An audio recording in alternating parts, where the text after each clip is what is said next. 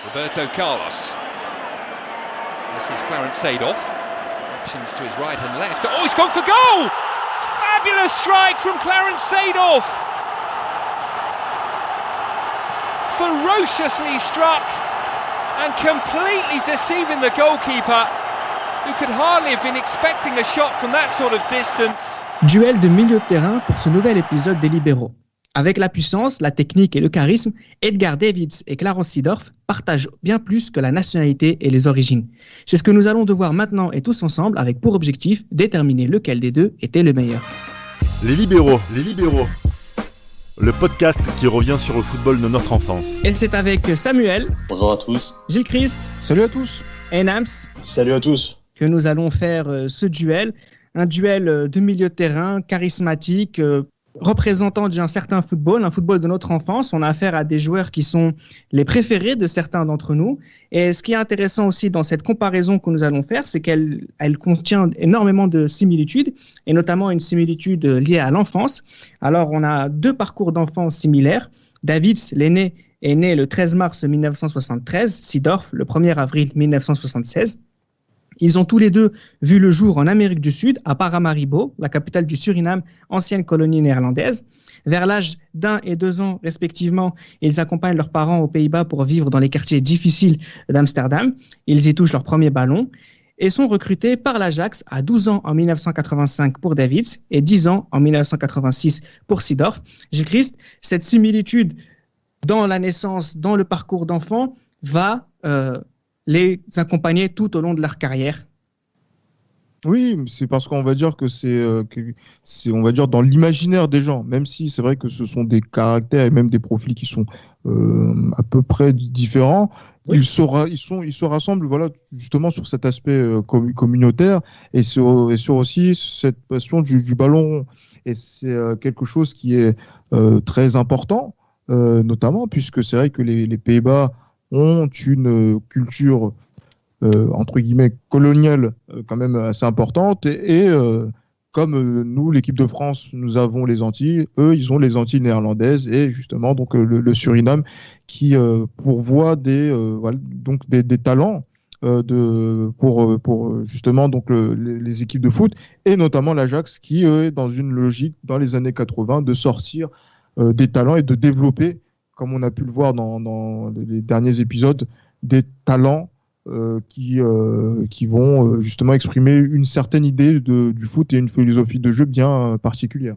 Alors, les débuts professionnels justement de ces deux garçons, Davids démarre à 18 ans en 1991. Nams, il est déjà surnommé le Pitbull par Van Gaal. Oui, voilà, Pitbull, ça situe à son caractère, tant sur et en dehors du terrain, une activité monstre. Il est partout, il a une activité, un volume de jeu assez incroyable et voilà, c'est son tempérament de feu qui parle. Seedorf, de son côté, démarre à 16 ans en 1992. C'est un prodige, contrairement à Davids, contrairement à plusieurs autres joueurs. Il finira 2 fois meilleur espoir du championnat en 93 et en 94. Seedorf, Samuel, il est d'une autre catégorie de joueurs. Seedorf, il arrive clairement avec l'étiquette de, comme tu l'as dit, du prodige. Hein. Il fait son premier match à 16 ans. D'ailleurs, il se fait mettre le numéro 16 dans le dos pour bien le rappeler à tout le monde. Directement meilleur espoir. Hein. Tout le monde parle de lui. On parle de lui comme la future grande star des Pays-Bas. D'ailleurs, son père était déjà footballeur. Hein. C'est une histoire de famille hein, chez les Seedorf. Voilà. Et déjà, à son tout jeune âge, les autres clubs européens sont derrière lui et on sait déjà que le bonhomme va faire une grande carrière. Un autre point commun aussi très important pour les deux et qui est relatif à la formation de l'Ajax, on a parlé dans les différents podcasts de ce qu'étaient les tips et pour le coup, dans ce système analytique qui est mis en place par Van Gaal, Seedorf et Davids rentrent parfaitement dans les clous, Gilles Christ. Ils ont la technique, ils ont l'intelligence, ils ont la puissance, ils ont le charisme pour être des grands joueurs à l'Ajax.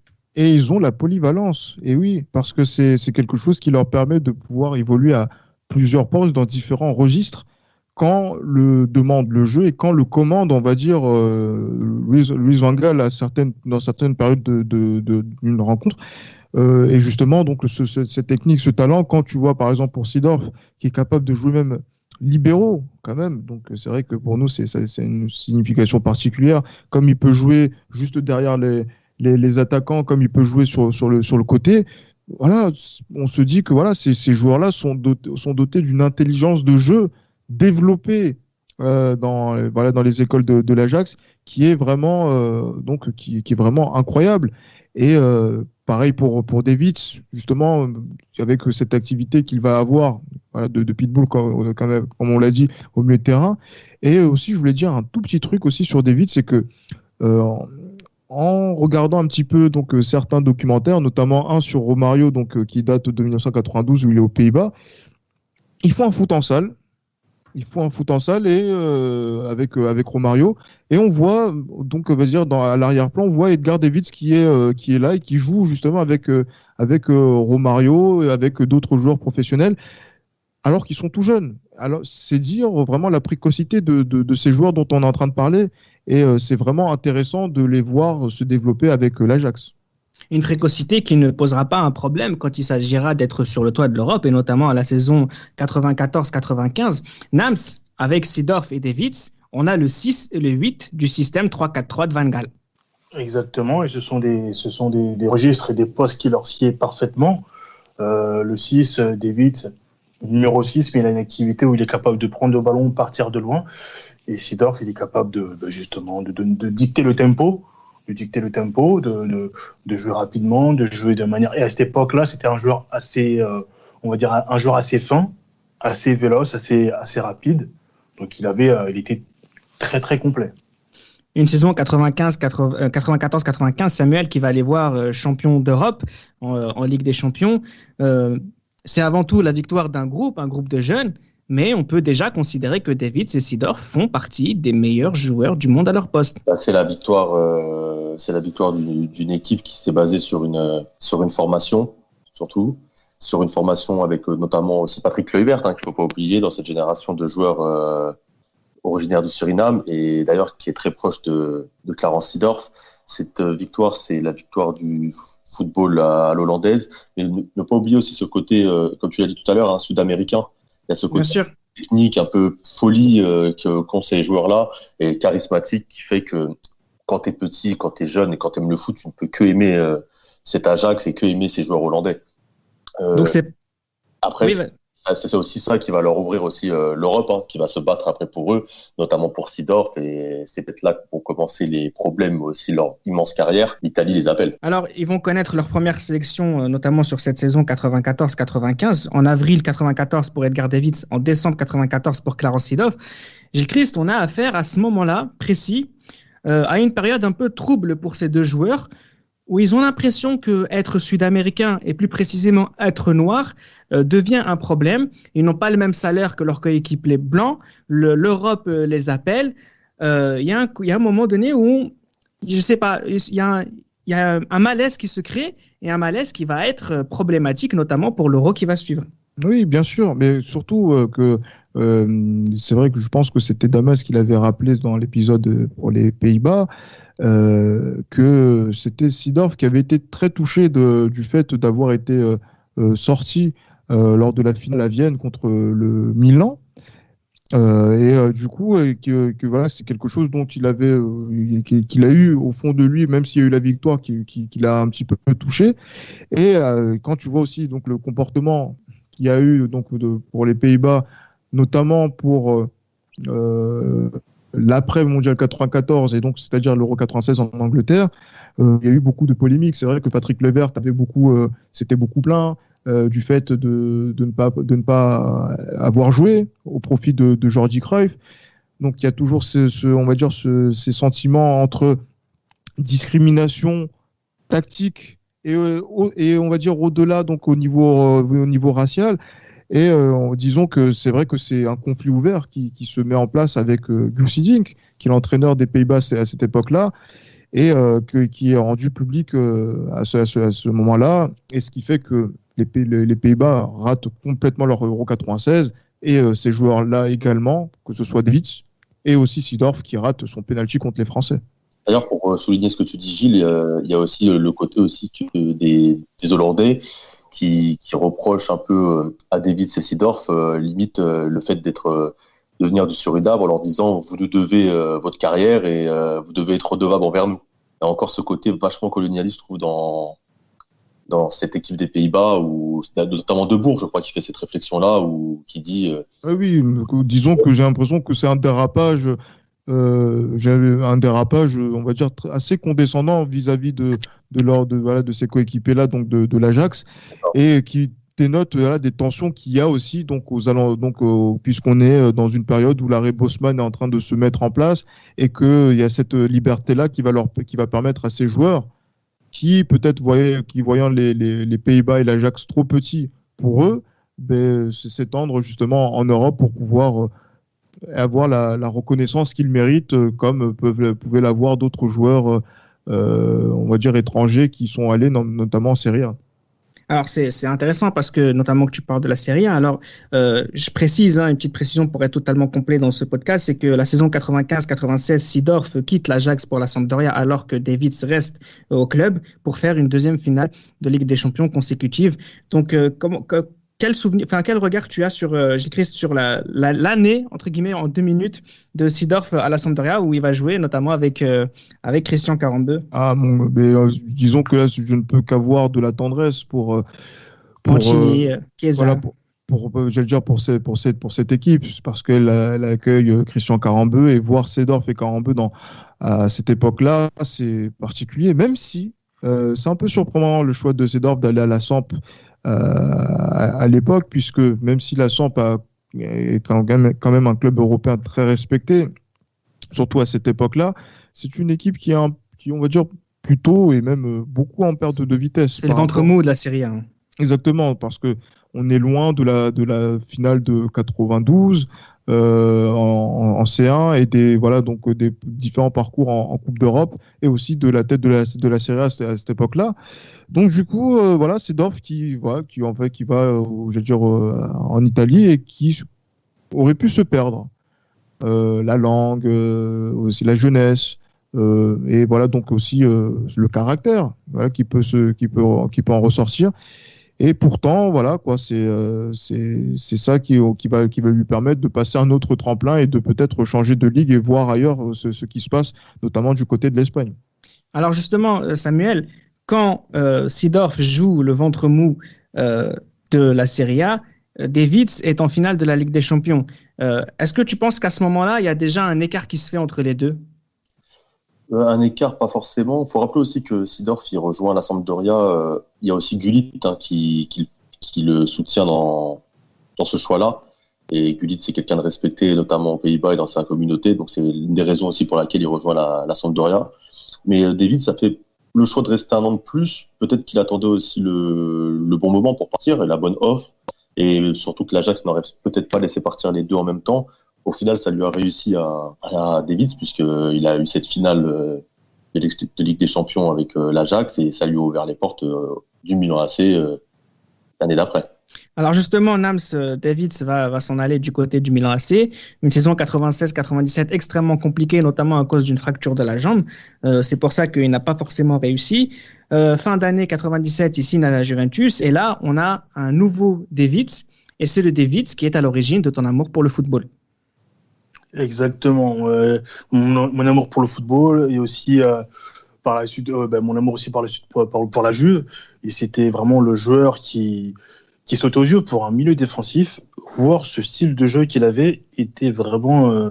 c'était très rare à voir. Un milieu défensif qui se projetait balle au pied, qui avait une technique très propre, qui avait une technique de dribble aussi très propre, long ballon, les buts. Donc il était vraiment très complet et très rapide aussi. Donc c'était un joueur vraiment très important à la Juve.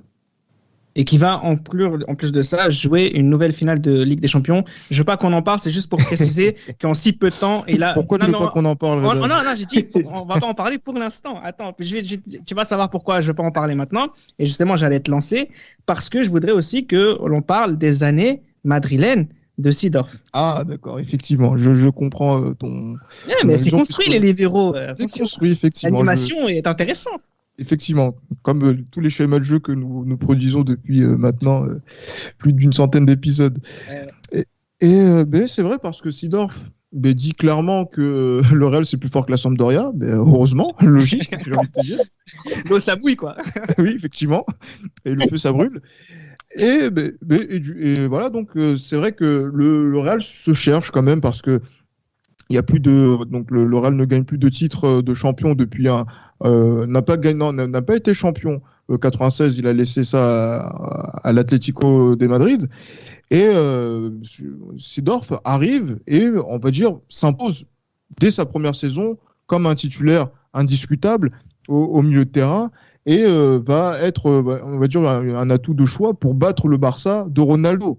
Et ce qui va mener justement aux côtés des Redondo, des Zucker, des Raúl, des Mijatovic, ce titre 97 que le Real attendait avec Fabio Capello. Et là, vraiment, j'ai l'impression que Seedorf prend une autre dimension sous l'impulsion de Fabio Capello qui est vraiment intéressante, où justement donc, le talent qu'il avait à l'Ajax, qu'il a confirmé d'une certaine manière quand même à la Sampdoria malgré le classement de la Samp, il le met en lumière et le magnifie du côté de Madrid avec ce premier titre de champion d'Espagne. Et après derrière, justement, donc il y aura encore une continuité sur la scène européenne.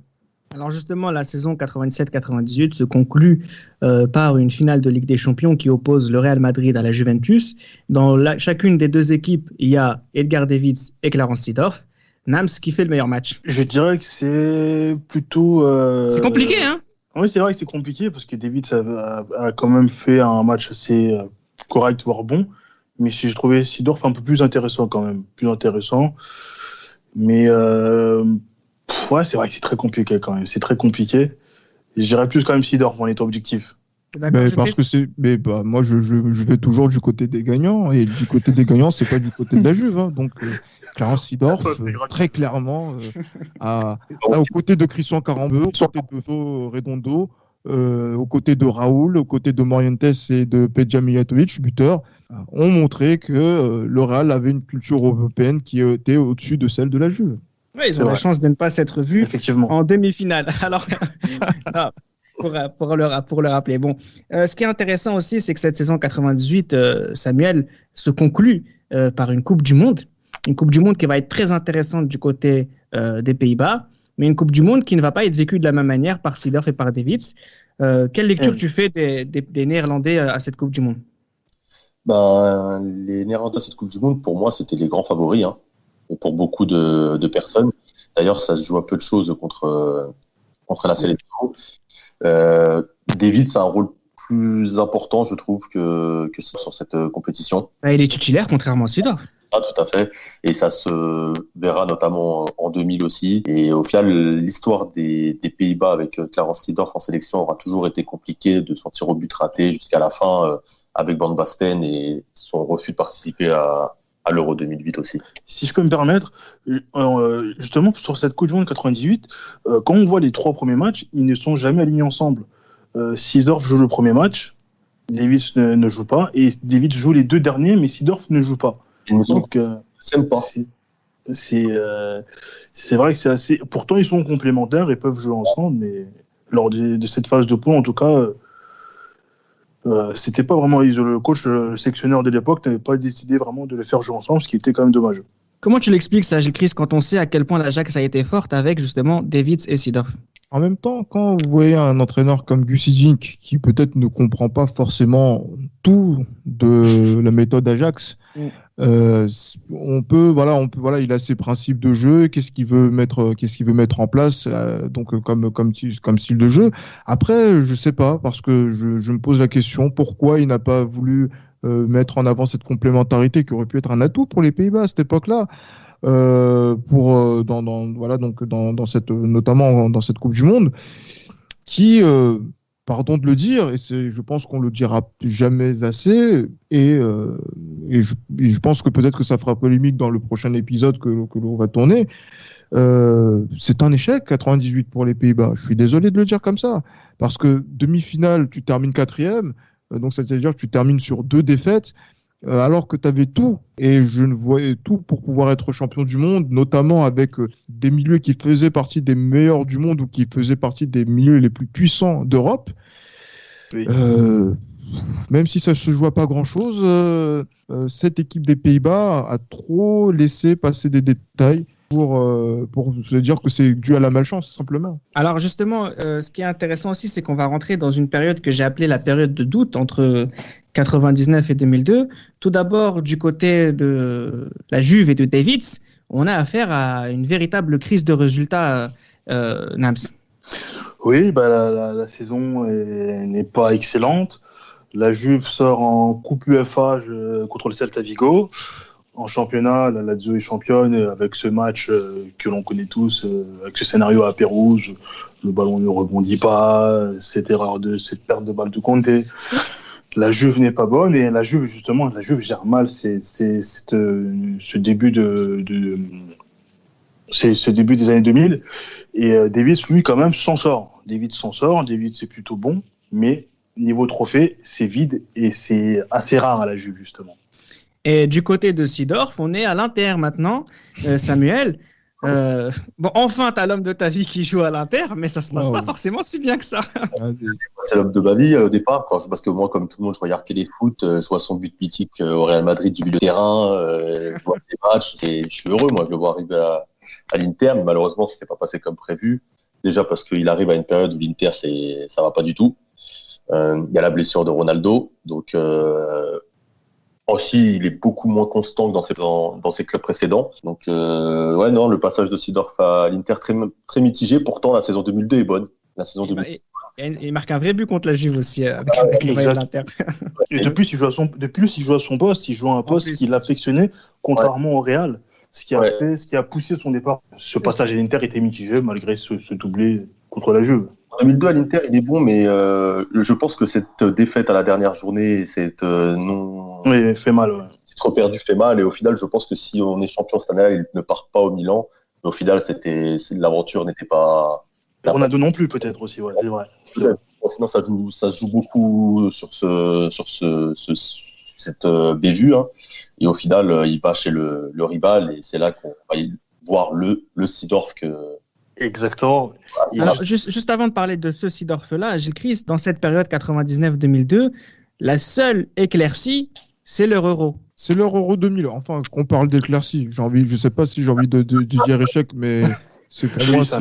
Mais par rapport à ce qui se passe pour eux en club, voilà. Oui, on va dire, disons que c'est une bouffée d'air, même si l'euro 2000 des Pays-Bas commence assez difficilement quand même. Sur le match d'ouverture contre je crois que c'est contre les Danois ou contre les Tchèques, non, c'est contre les Tchèques, contre les Tchèques, mais après c'est vrai qu'ils arrivent à dérouler, et c'est vrai que cette équipe est programmée. Quand on voit contre la Yougoslavie le match que c'est, et même contre les Italiens, la domination qu'il y a eu, même si les Italiens ont fait un match héroïque, cette équipe est programmée pour gagner l'Euro 2000, qui est chez eux. David Seedorf dans ce tournoi. David Seedorf, donc est omniprésent dans ce tournoi. Après pour Seedorf, c'est je sais pas quoi penser en fait de Seedorf là sur cette compétition, parce que c'est pas le premier nom qui me vient à l'esprit en fait dans cette compétition. Ça commence à faire beaucoup pour lui en sélection quand même. Exactement, voilà. Même Richcard, voilà, donc et dans cette situation où alors on joue pas, tu vois, c'est particulier. Ce qui est particulier aussi, ça va être cette non-qualification des Pays-Bas à la Coupe du Monde 2002. On va pas s'attarder dessus parce qu'on y a consacré tout un podcast. Mais ce qui est intéressant, c'est justement cette année 2002 qui est catastrophique en sélection. C'est aussi le début du renouveau pour ces deux garçons, notamment à la signature de Seedorf du côté de Milan, qui va retrouver Davids en finale de la Ligue des Champions de la saison 2002-2003 à Nams. Oui, finale assez douloureuse pour les pour changer. C'est dur. Et voilà, nouvel échec pour Davids depuis son arrivée à la Juve. Deuxième finale perdue. Et Seedorf, il montre qu'il a fait le bon choix. Il a fait le bon choix et il est titulaire lors de cette finale. Il fait un bon match. Et il prend je crois que c'est sa 3e Ligue des Champions. Sa 3e Ligue des Champions. Il rafle tout et il est indispensable, omniprésent dans cette équipe du Milan dès sa première saison. Qui fait le meilleur match, Gilles Christ, entre lui et Seedorf? Enfin, entre Davids et Seedorf, pardon. Sur la finale. Sur la finale, oui. Ah oui, non, mais c'est clair. Il se retrouve encore une fois en finale. Donc ça prouve aussi c'est clairement Seedorf, parce que je sais pas si vous vous souvenez, mais la tête de Davids quand il sort alors qu'on n'est même pas à peine à l'heure de jeu, il est complètement cuit en fait. Donc je ne sais pas si c'est physiquement qu'il n'a pas réussi à tenir le coup. Mais voilà, donc Seedorf lui est présent. Bon, on va pas lui demander de tirer des pénaltys. On a été gentil avec lui. Hein. On n'en a pas parlé. On n'en a pas parlé beaucoup. Donc du coup, voilà, je sais que Samuel était très tatillon dessus.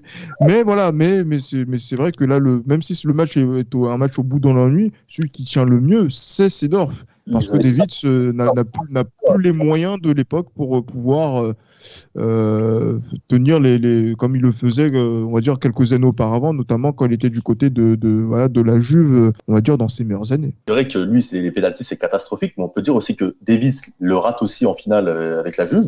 Et même, on peut parler aussi de l'Ajax aussi. De l'Euro 2000, où les Pays-Bas ratent 2 pénaltys et plus les tirs au but contre les Italiens. Et j'ai l'impression que c'est un vrai syndrome qu'ont les Hollandais, ces pénaltys, et que je ne sais pas comment ils apprennent à les tirer au centre de formation, mais c'est...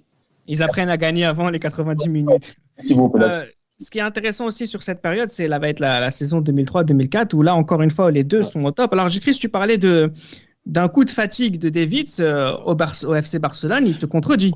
Il me contredit, mais parce qu'il est là pour se relancer, même si le prêt de 6 mois est là du Barça, puisqu'ils ne peuvent pas se permettre de payer le salaire de Davids plus longtemps. Mais il les sauve. Il les sauve parce que quand il arrive, je crois qu'ils sont 9e. Et quand à la fin de la saison, il termine 2e derrière Valence. Et avec des percées dans l'axe de Davids qui sont extraordinaires. Exactement. Et cette association avec Xavi qui, franchement, est assez intéressante et qui va donner peut-être des idées par la suite à Rijkaard dans les associations qu'il a pu faire par la suite au milieu de terrain. Mais en tout cas, voilà, Davids, quand même, on va dire que c'est ce souffle-là, en fait...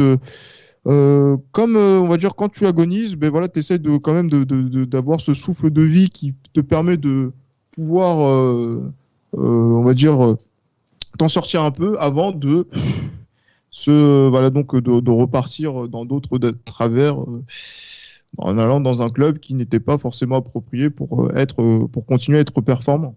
Alors, quand on voit Davids du côté de la Catalogne être aussi fort et quand on voit Seedorf champion d'Italie avec l'AC Milan, on se dit, enfin, Nams, les Pays-Bas sont prêts pour remporter l'Euro. Oui, les Pays-Bas sont prêts. Les Pays-Bas ont une équipe assez complète. Les deux sont en bonnes conditions pour venir à l'Euro. Mais un point sur lequel j'aimerais revenir, c'est que Davids, quand même, a subi, on va dire, quand même une injustice. Parce que cette saison 2003-2004, la Juve est horrible. Mais lors de cette saison, je ne pense pas qu'Enzo Maresca était meilleur que lui. Et que Tacchinardi aussi, je pense que cette saison, c'était pas la meilleure de Tacchinardi, était meilleure que lui. Je pense que vraiment la brouille avec Lippi, après ça, c'était plus possible de les réconcilier et c'était vraiment, il passait la majeure partie de son temps sur le banc alors qu'il pouvait vraiment apporter quelque chose à la Juve. Et la preuve, il s'est relancé derrière au Barça. Bon, après, même s'il n'a pas réussi à l'Inter, mais Davids aurait pu continuer à apporter à la Juve. Et ça, c'est vraiment dommage de la part de Lippi, je trouve. Gilles Christ, toi, ta lecture de l'Euro 2004 de Davids, Seedorf et des Pays-Bas?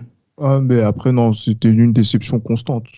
Franchement, là, quand on voit le premier tour, c'est vrai que il passe le premier tour, c'est un peu poussif. Et après, ce match aussi contre la Suède au tir au but au bout de l'ennui, où ils arrivent pour la première fois depuis, depuis Guillaume II, ils arrivent à remporter un match au tir au but. Mais après, voilà, donc contre le Portugal, ils sortent. Et franchement, voilà, quoi. Encore cette compétition où, je sais pas, où ils traversent la compétition pas forcément de la meilleure des manières. Et on a l'impression que cette demi-finale est un petit peu tronquée par rapport à leur parcours. Et même si on est tous déçus parce qu'on sait que cette génération-là a très peu de chances d'emporter une compétition à l'issue de cet Euro 2004, voilà, quoi, on est un peu déçus du comportement qu'ils ont eu, mais ça reste quand même remarquable puisque c'est toujours un dernier carré européen qui est présent encore là. Alors que après cet Euro, Seedorf continue d'être un merveilleux au sein de l'effectif de Carlo Ancelotti du côté de l'AC Milan. Davids, de son côté, entre dans une phase un peu de baroudeur où il va jouer à l'Inter, il va remporter une Coupe d'Italie, il va jouer à Tottenham, où il va jouer notamment avec Mido, il va jouer à l'Ajax avec Luis Suarez et Huntelaar notamment. Alors que Seedorf continue d'être le meilleur joueur du monde, Davids est entre guillemets fini pour le haut niveau, Samuel. Davids, oui, je pense que ça commence à devenir compliqué. Il est à la recherche à chaque fois de nouveaux challenges. Clairement, à chaque fois, ça se passe mal. Je sais qu'il est proposé à un moment à Chelsea. Mourinho n'en veut pas parce qu'il pense qu'il est trop vieux. C'est d'ailleurs pour ça que l'Inter le récupère et à l'Inter, il joue quasiment pas. Ouais, on sent la fin d'un joueur. Au final, Davids part un peu dans l'anonymat. On l'oublie petit à petit. Il fait ses petits jeux par-ci par-là. Même à Crystal Palace, signe. Mais à côté de ça, c'est vrai que Seedorf, lui, il est toujours à son apogée au Milan. Il joue une finale encore de Ligue des Champions. Il en regagne même une autre en 2007. C'est clairement deux types de carrières différentes entre un joueur qui a peut-être moins de talent déjà de base et peut-être qu'il jouait plus sur son physique quand même, Davids, qui avait peut-être plus ce côté... il savait faire des virgules quand même. Hein. Ah ouais, c'est un joueur très technique, attention. Hein, mais il garde la balle sur 3 à 4 contacts, c'est assez impressionnant. Un gros bagage physique et peut-être qu'il n'a pas su se renouveler, contrairement à Seedorf qui lui peut-être avait un côté un peu plus posé, une connaissance de ses faiblesses et de ses qualités. C'est une pièce maîtresse du Milan d'Ancelotti, Gilles Christ Seedorf. Et c'est là que se fait la différence dans l'analyse de la carrière de ces deux joueurs. Oui, clairement, c'est parce que c'est le professeur. Là, on voit clairement le firmament de la façon que Seedorf a de jouer au football avec ses merveilleux. Dont on a parlé souvent lors de la première saison.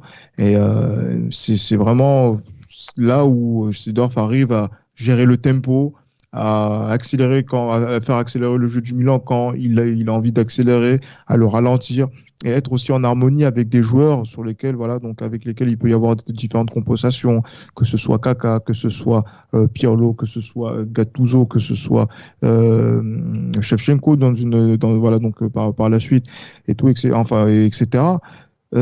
Franchement, voilà, il y a beaucoup d'admiration et c'est là où en fait on voit que Seedorf, maintenant crâne rasé, devient un joueur charismatique, devient un joueur donc plus que respecté sur la scène européenne avec notamment donc les Ligues des Champions dans plusieurs clubs différents à plusieurs reprises où il a cette incroyable stat, etc., qui fait de lui un monument du football européen.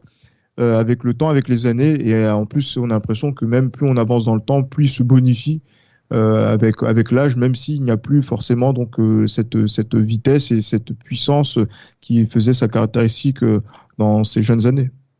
Alors qu'en 2012, entre 2012 et 2014, Davies joue à Barnet, Seedorf finit sa carrière du côté de Botafogo au Brésil. Ils ont arrêté leur carrière sensiblement à la même période.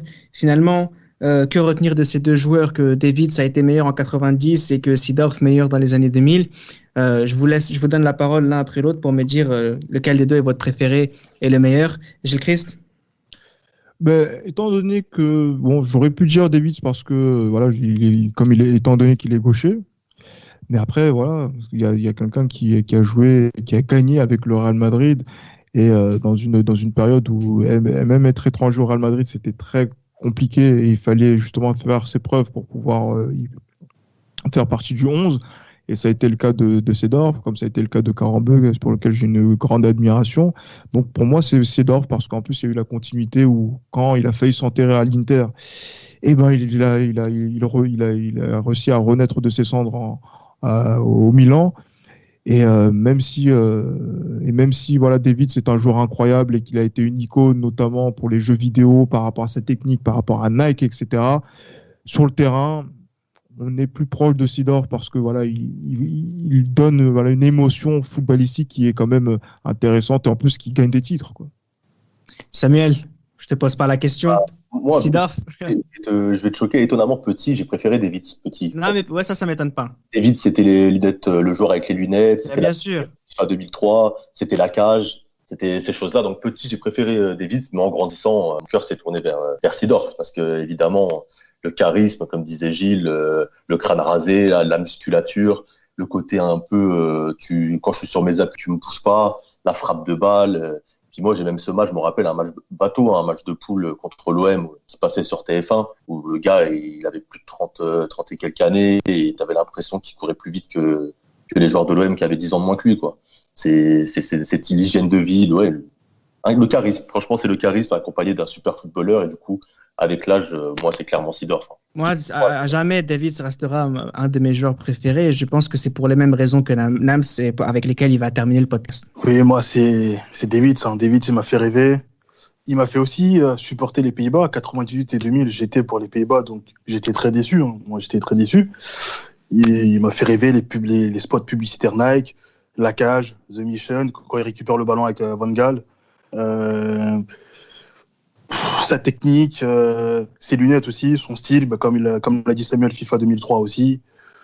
Il m'a fait rêver. Mais c'est vrai que Seedorf a beaucoup plus duré. Seedorf, pour moi, je dirais, il a performé dans les années 2000, comme tu l'as dit, Reda, et David, c'était vraiment les années 90. Et David, ça a été meilleur en sélection que Seedorf, mais Seedorf a largement plus performé en club.